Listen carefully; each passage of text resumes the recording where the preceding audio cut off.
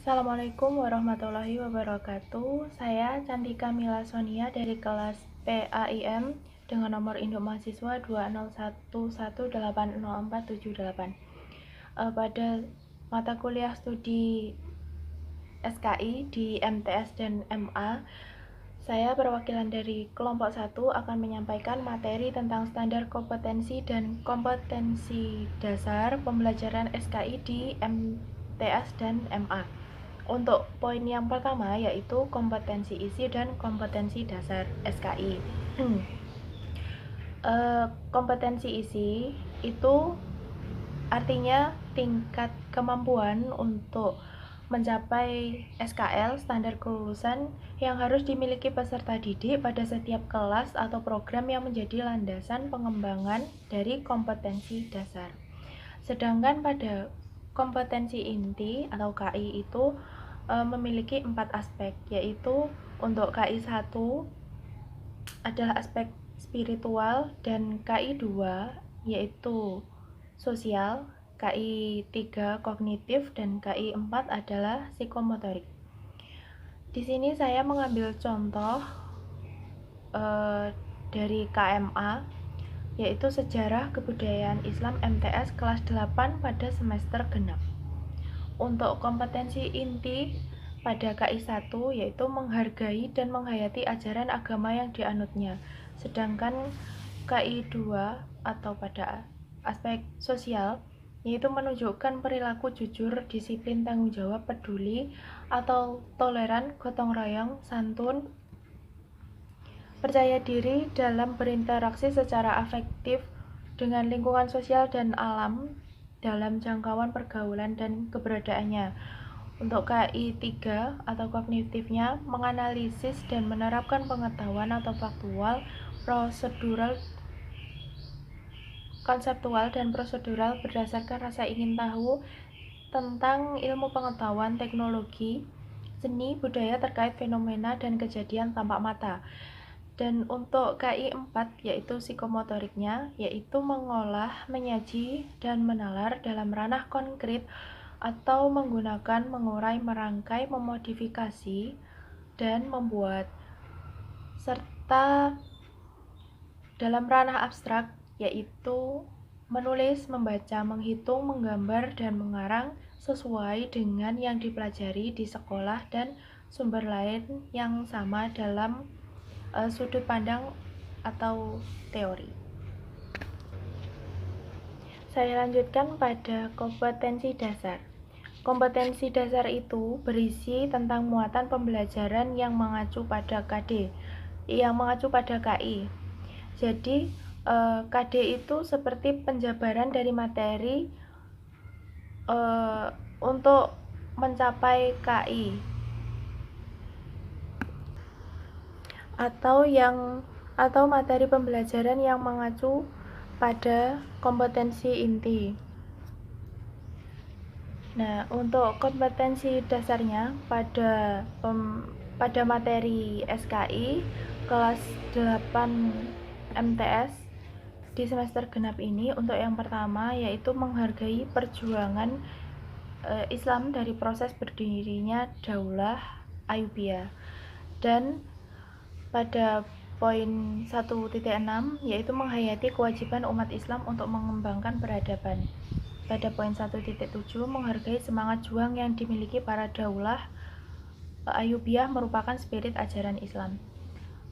Poin 1.8 menghargai karya ilmuwan Muslim sebagai khasanah intelektual Islam.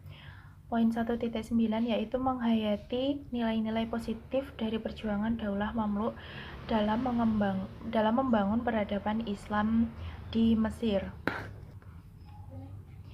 Jadi korelasinya antara KI 1 yang berisi tentang aspek spiritual dengan kompetensi dasar, yaitu peserta didik diberikan materi tentang proses berdirinya sebuah daulah, terus proses dalam mengembangkan peradaban, menghargai semangat juang yang dimiliki para pemimpin daulah, serta menghargai karya ilmuwan Muslim sebagai khasanah intelektual Islam, menghayati nilai-nilai positif dari perjuangan daulah. Nah, di sini ditarik kesimpulan bahwa peserta didik diberikan materi-materi tersebut agar peserta didik dapat mengambil pelajaran, menghayati dan menghargai, sehingga dapat menghargai dan menghayati ajaran yang dianutnya dan mencapai dari standar kelulusan KI 1 tersebut. Dan yang selanjutnya pada kompetensi dasar yang kedua, yaitu sikap sosial. Di sini saya mengambil contoh pada poin 2.8, yaitu menjalankan sikap kritis dan ilmiah di bidang ilmu pengetahuan sebagaimana dicontohkan ilmuwan muslim pada masa Daulah Ayyubiyah, dan pada poin 2.9 yaitu mengamalkan sikap berani sebagaimana Daulah Mamluk. Di sini ditarik kesimpulan korelasinya dengan KI 2 yang berisi tentang atau dalam standar kelulusannya ingin mencapai sikap sosial tersebut, maka peserta didik diberikan materi tentang bagaimana pada zaman Daulah Ayyubiyah itu memiliki sifat kritis dan alamiah di bidang ilmu pengetahuannya, dan bagaimana pada zaman Daulah Mamluk itu memiliki sifat yang berani. Maka peserta didik diberikan materi-materi tersebut agar dapat bisa mengambil inti-inti dari bagaimana cara bersikap ilmuwan pada zaman dahulu sehingga bisa diterapkan di zaman saat ini, sehingga dengan begitu KI 2 yang berisi tentang sikap sosial itu bisa tercapai dengan meneladani dari dapat tercapai dengan meneladani dari umat-umat yang terdahulu. Yang selanjutnya adalah kompetensi dasar dari penjabaran KI 3, yaitu yang berisi tentang aspek kognitif. Saya mengambil contoh pada poin 3.8, yaitu menganalisis peran ilmuwan muslim pada masa Daulah Ayyubiyah dalam kemajuan peradaban Islam, dan poin 3.9 yaitu menganalisis sejarah Daulah Mamluk dalam membangun peradaban Islam di Mesir. Jadi korelasinya antara kompetensi dasar dengan kompetensi inti pada aspek kognitif ini yaitu peserta didik diberikan materi bagaimana peran ilmuwan muslim pada zaman dahulu, terus bagaimana sejarah berdirinya suatu peradaban pada masa dahulu, sehingga dengan begitu peserta didik dapat menganalisis dan menerapkan pengetahuan bagaimana kemajuan yang terjadi pada masa lampau, pada daulah-daulah di masa lampau, sehingga bisa diambil kesimpulan dan diterapkan pada masa saat ini. Dan yang selanjutnya yaitu yang terakhir untuk kompetensi dasar dari penjabaran KI 4 atau pada aspek psikomotorik, yaitu saya mengambil contoh dari poin 4.8, mengidentifikasi peran ilmuwan dalam memajukan peradaban Islam pada masa Daulah Ayyubiyah, dan poin 4.9 yaitu mengolah informasi tentang sejarah berdiri dan peran Daulah Mamluk dalam membangun peradaban Islam di Mesir. Dan korelasinya dari kompetensi inti yang keempat tentang aspek psikomotorik dengan kompetensi dasar, yaitu peserta didik diberikan materi tentang bagaimana mengidentifikasi peran ilmuwan dalam memajukan peradaban dan mengolah informasi tentang sejarah berdirinya suatu peradaban, sehingga di sini peserta didik dapat mengolah, menyaji dan menalar dalam ranah konkret atau dari materi yang telah dipelajarinya tersebut. Mungkin itu yang dapat saya sampaikan pada poin pertama. Untuk yang selanjutnya akan dilanjutkan oleh rekan saya.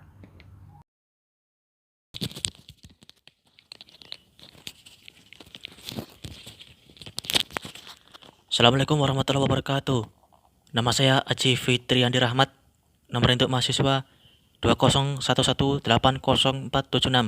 Kali ini saya akan mempresentasikan ruang lingkup SKI di Madrasah Aliyah secara singkat, jelas, padat, akurat, dan terpercaya.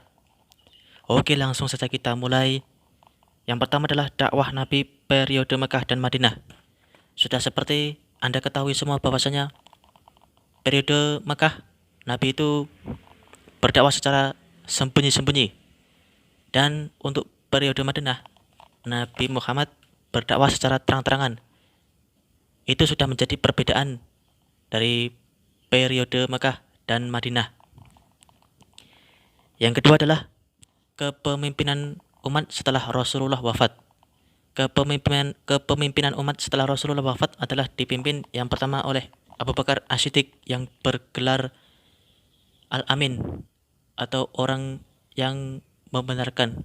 Bukan, As-Siddiq orang yang membenarkan.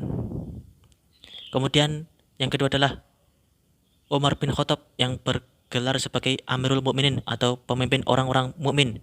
Yang ketiga adalah Utsman bin Affan, adalah orang yang sangat cerdas.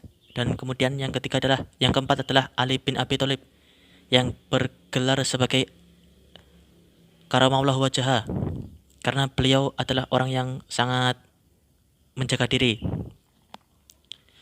Yang ketiga adalah perkembangan Islam pada tengahan, tepatnya pada masa keemasan.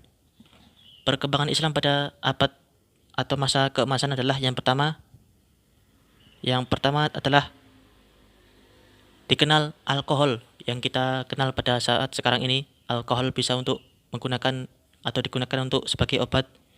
Kemudian di kedokteran ada ilmuwan dari umat Islam yaitu Ibnu Sina.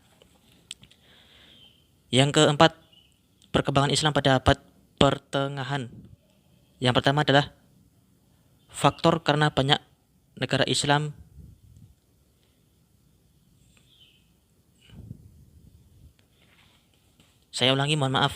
perkembangan Islam pada masa kemunduran. Pada masa kemunduran ini adalah masa di mana agama Islam atau umat Islam itu sudah mulai mengalami kemunduran. Disebabkan karena satu, faktor karena banyak negara Islam yang gersang, sehingga hanya mengandalkan aliran air dari sungai besar seperti Sungai Nil. Yang kedua adalah kondisi negara miskin, mudah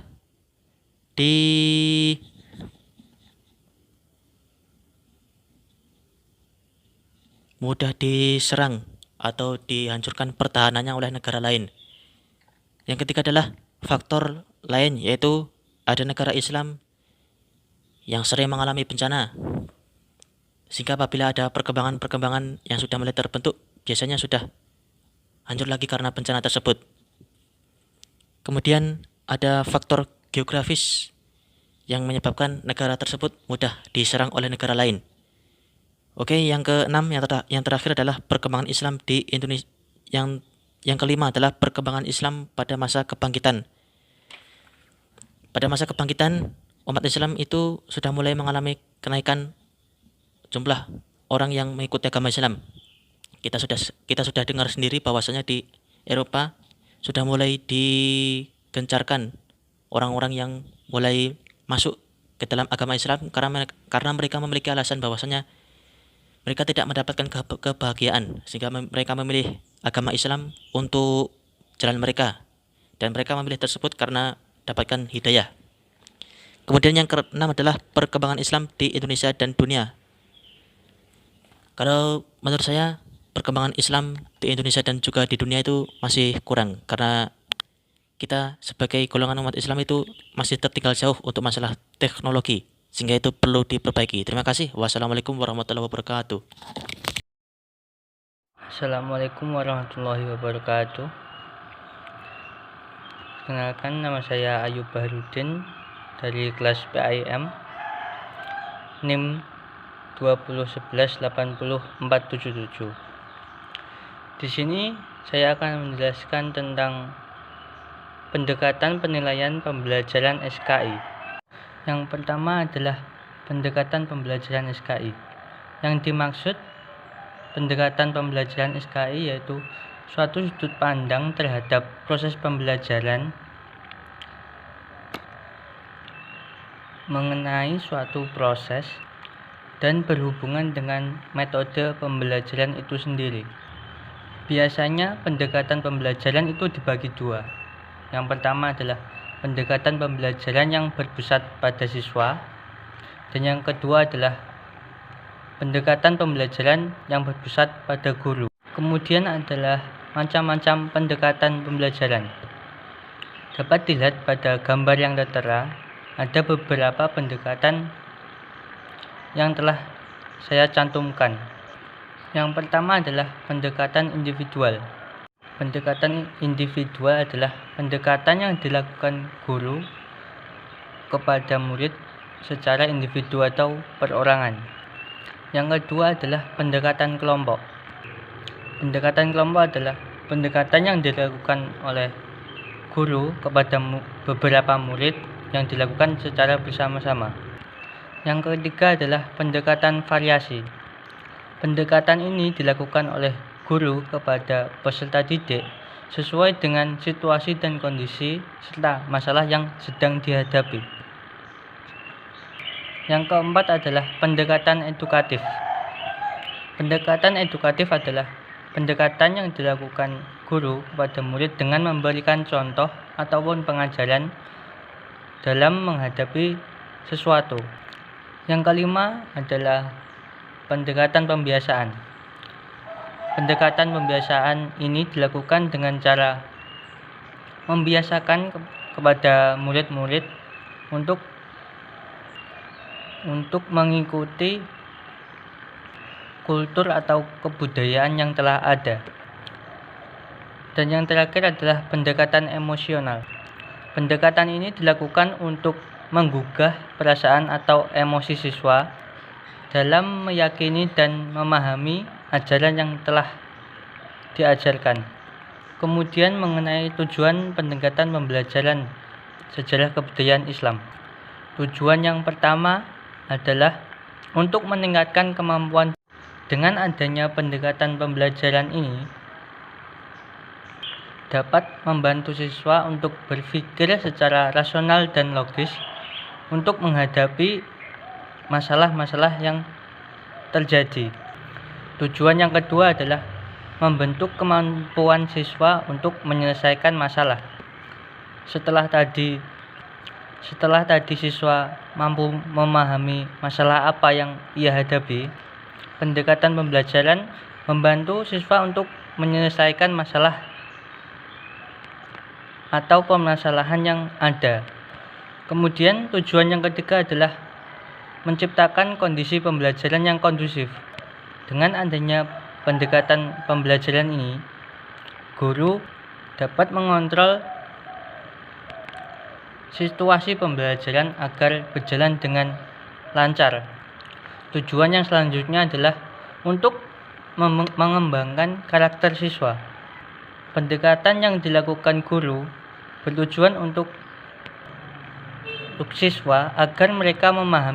Tujuan yang selanjutnya adalah melatih siswa untuk mengomunikasikan ide-ide.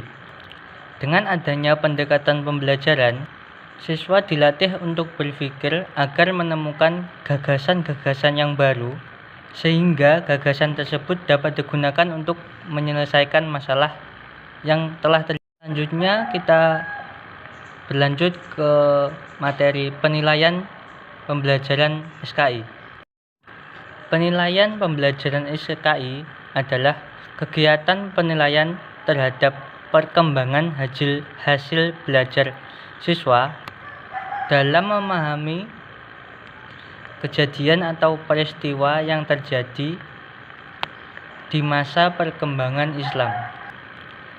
Penilaian dilakukan oleh guru untuk mengetahui seberapa jauh kemampuan siswa dalam memahami materi-materi yang diajarkan oleh guru, terutama mengenai materi sejarah kebudayaan Islam. Dalam memberikan penilaian, ada beberapa prinsip yang harus diperhatikan oleh guru. Di antaranya, yang pertama adalah prinsip edukatif. Maksud mengenai prinsip edukatif di sini adalah penilaian yang dilakukan oleh guru bukan hanya untuk mengetahui kemampuan siswa, tapi juga sebagai bentuk evaluasi atau timbal balik dari proses pembelajaran agar mampu menciptakan proses pembelajaran yang lebih baik. Prinsip yang kedua adalah prinsip motivasi. Dalam memberikan penilaian, seorang guru harus dapat memberikan acuan atau motivasi terhadap peserta didiknya untuk lebih berprestasi, sehingga murid akan memberikan hasil kerja yang sebaik mungkin. Prinsip yang ketiga adalah prinsip keadilan. Tentunya kita sudah tahu bahwa mengenai makna dari keadilan. Dalam proses penilaian, makna keadilan di sini merupakan prinsip yang harus dipegang oleh guru. Penilaian yang dilakukan harus sama rata, tanpa membeda-bedakan salah satu pihak ataupun kelompok. Prinsip yang keempat adalah prinsip komprehensif atau berkesinambungan. Penilaian pembelajaran harus sesuai dengan aspek-aspek yang dirumuskan di dalam standar kompetensi dan kompetensi dasar.